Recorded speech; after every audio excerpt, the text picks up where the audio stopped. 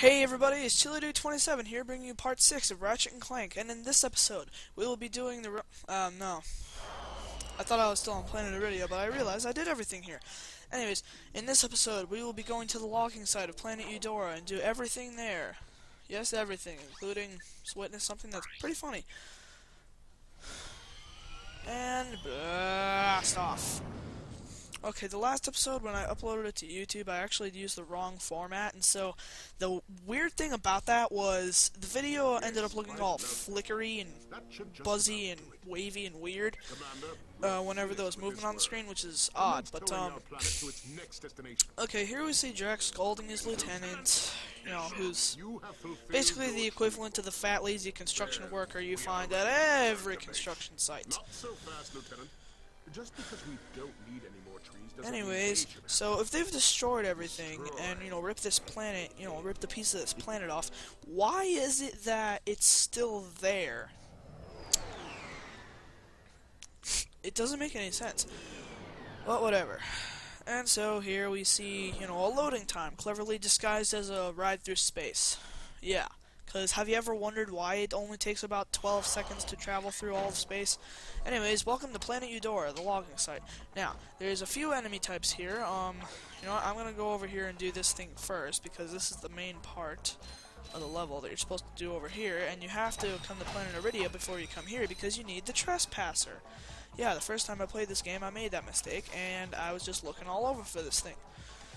So, this is an instance where the, you know, pieces and parts and traps get a little bit more complicated, but not by much. You know, you shouldn't have any trouble unless you're either A, you know, under the ages of 2 or 3, or B, you suffer from some sort of sight impairment and can't even see what you're doing.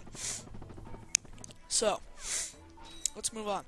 This part, there's no real enemies to fight, it's just a bunch of platforming and bolt cranks and swing shot targets. But, you know, it's a little, some of the jumps are a little bit trickier, you know, than ones in the last level, but not really by much. I mean, oh, great, now you know what? Now that I said that, I'm gonna fail. Stupid Let's Play curse. Seriously, you all know inevitably what the Let's Play curse is, but if you don't, I'm gonna explain it to you. Basically, when you're... Case in point. Ugh! The Let's Play curse is basically when you're playing a video game and you know that somebody's watching you, glitchy much, and you know that somebody's watching you, you play like some sort of 5-year-old with you know, mental capacity problem. Seriously, you suck like a lot. Oh, an interesting bit about this level: whenever you walk towards these you know, the walls and everything, you can see that they move up and down. Some little bits of the wall move up and down. It's weird. See, look, right here, you can see it. Anyways, trying not to fail again. Alright, going through. These things, they move up and down, so make sure to time your jumps accordingly or you will pay the price. Oh, frick. Okay, I'm probably gonna die now. Ah, saved. Thank you. This is kinda cool sometimes. Anyways, more bolt cranks. Just about to the end of this whole platforming section here, and in this little complex, after another annoying trespasser thing. Okay, that basically, that Gadgetron message was saying that if you double tap the triangle button, you can switch between your most recently used weapons. Like if I was to use the swing shot, and then I was to, you know, go in for the trespasser, if I double tap the triangle button while I had the trespasser, I could switch back to the swing shot. You know, case in point. Anyways, through here you find the robot lieutenant. Alright. A battle of epic proportions will ensue. Watcha! Oh, that always cracks me up. He just craps out a robot. You sure showed him. I suppose I did. I can't do a good Clank impression. Nope. Oh! Ugh, could you imagine? You know, I think I've had that happen to me once. That is frickin'...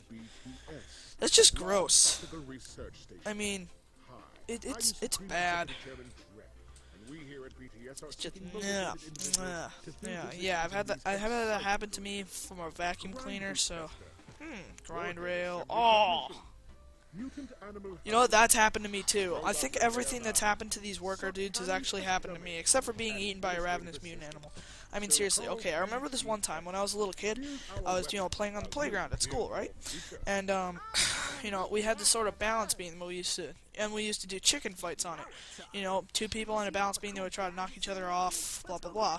And I remember this one time when I lost, my foot slipped off, and I fell down, distinctly hitting, yeah. And that same thing also happened to me because, this other time, we were trying to fix our playground because this, jerk kid at school, he took the swing and he just, threw it all the way up over the top and we couldn't get to it anymore. So this kid, Chris, I tried standing, he had me, standing on his shoulders, and, we were trying to fix it, and yeah, we were little kids, so we were pretty darn stupid. He didn't get hurt or anything, but, I lost my grip, and, I lost my footing on his shoulders. He fell, he started falling over, so he fell over, and, the chain, it was in a sort of U shape over the top of the thingamajig, and, yeah, that hurts. Anyways, demonstrating the blaster, it's basically just a machine gun. Yeah, nothing too special, Yeah. Anyways, so you want to turn this bolt crank, which will obviously, raise the bridge. Color coordination, who would have guessed? And it's weird how all these trees have, axe marks in them, however, they're not actually chopped down. It's odd. But then again, a lot of the levels in this game are sort of, a jungle mixed with modern technology. It's weird. Like here, we have a forest with, mechanical bridges and rubber stoppers and, all sorts of mechanical stuff like that. Here's a weird little secret you can find, just jump up here. There's one swarmer and a bolt crank, which will lower down this thing. And you get a few boxes in this process, but there's nothing really too special up here, I mean, I'm pretty sure I'm missing something, but I really don't know what it is. I just have no idea, okay? Anyways, jeez, I'm trying to go one video without coughing. Stupid germs! Stop making me cough. I hate you. Die! I'm just so mad. I feel like being violent. Violence! However, violence begets violence. Violence is not okay, kids. See? Anyways, more bolt cranks, yeah, blah blah blah. Seriously, it's kind of hard to talk about, when you're playing a Ratchet and Clank game. I mean, sure, it's a good Let's Play to do, but it's a little bit hard because, well, it's a simple game, but there's not really much to talk about. I mean, you're basically just going through the whole level, smashing boxes and killing robots. There's no real puzzle elements or anything to this game. I mean, no, there's nothing. Anyways, with these guys, you don't want to just blindly charge at them because they'll shoot you and you won't really be able to see it so much. See, like right there, I just got shot and I didn't see it. But anyways, towards the early levels of this game, they're going to be very generous with nanotech, but afterwards, they're not going to be so generous with it anymore. Excuse me. And anyways, yeah, just kill these things some more. Just kill them, kill them all. Kill them all, I say! Wow, my voice just cracked like really bad. Anyways, okay, if you go up to these guys, they won't shoot you anymore. They'll just kick you in the face. So be aware of that. Okay, all these flying vehicles that you see around here. Oh yeah, these guys with the axes are actually pretty stupid. They have really bad, enemy detection. Anyways. All these flying vehicles carrying logs and chopping down trees that you see here, if you shoot down 10 of them, you get a skill point. Just so you know. Alright, let's see here. Boxes. Up on this balcony, there's no real point to coming up here other than to A, avoid the enemies, and B, just get some boxes. I always do it just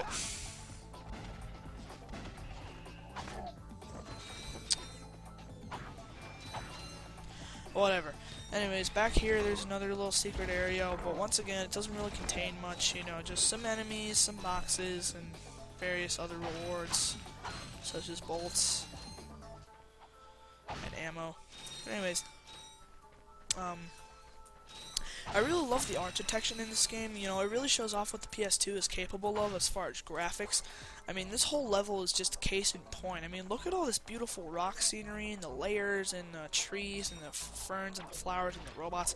I mean, seriously, just take a look at this and breathe it all in. Just take it all in and think about what technology they had back in 2002. This is freaking top of the line back in 2002, alright? I mean, can you appreciate what Insomniac had to do for all this? And actually, the graphics on all the Ratchet and Clank games are pretty good.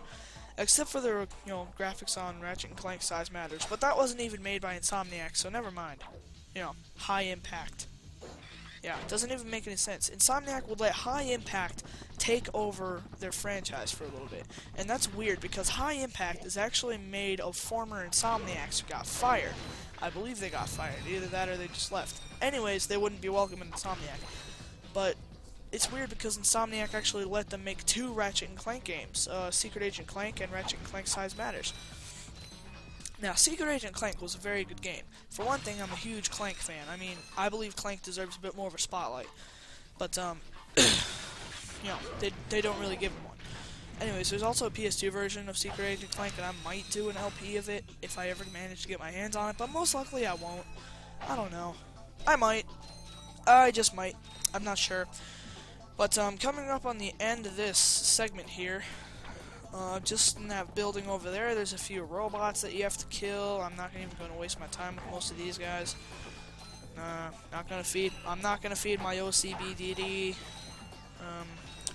Going through here, yep, yeah, there's 3 of these big guys, but they go down just as easily as the small guys with the axes. I mean, there's no real point, These guys take 3 hits instead of 2, so, yeah. And actually, all the enemies in this game are relatively easy to kill, but, they do get harder as time goes on. Anyways, here is a new weapon here. Dee-dee-dee-dee! The suck cannon. It certainly does suck! Ha ha ha! That's a quote from Wayne's World. Yeah. That is a good joke, though. The suck... And it's actually accurate, because the suck cannon isn't a very good weapon at all. It certainly does suck! Ha ha ha! The only time the suck cannon really comes in handy is this one part in the Blarg Tactical Research Station, and, in the very final boss battle of the game. Because... No spoilers. No spoilers! Anyways, I believe the suck cannon holds 5 shots, but next time on Ratchet and Clank we will be going to...